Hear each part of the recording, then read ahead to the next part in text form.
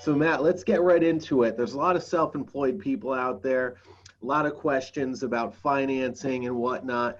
The P&L, the profit and loss statement, as we get towards the end of the year, the beginning of next year, this is something that small business owners should really focus on, why it's needed, why the profit and loss statement is needed to purchase a home. So can you shed some insight on why this document is so damn important for underwriting when you're going to buy a home?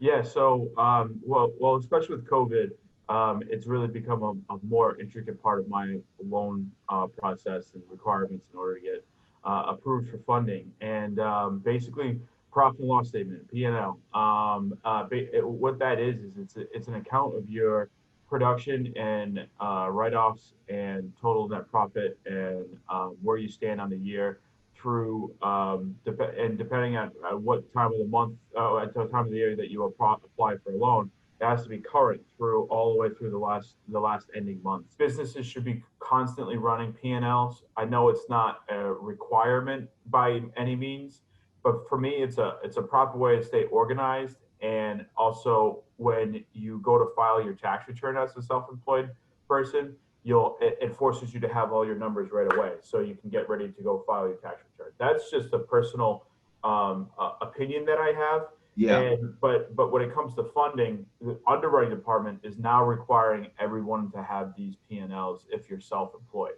A lot of times, loan officers don't know to ask for this from the beginning, or they're afraid to, or they don't want to turn the customer off, and therefore they'll wait until the loan's approved and they're ready to get set up for closing, and then they'll drop the information to the customer that they need a P&L, which can completely jam up the back end of the process. So for all the customers out there listening that might not be working with me or Movement Mortgage, please know that you will need a P&L, even if your loan officer doesn't ask for it from the beginning, and it can jam up your whole process if you don't do that right away. It's not something to be taken, oh, I don't need that. You definitely need that, especially through COVID, for FHA, for Fannie Mae, for Freddie Mac, for VA. They all want to see self-employed borrowers and where they're at through the year, especially because of COVID, because a lot of people dropped off for the first beginning part and maybe got reestablished and they're back on track. Or maybe their business completely fell off and they haven't recovered, and then that's not good. We're not going to, approve the loan if that situation happens. Or if they're doing really, really well and it's like a no-brainer, here you go, this is a client that very well qualifies. Anyways, you want to get that figured out immediately so it doesn't jam up the back end of the process. Matt, how many let's just say out of 10 borrowers that are self-employed, on average, how many are prepared with a P&L? Unfortunately, I'm going to have to say less than 50%.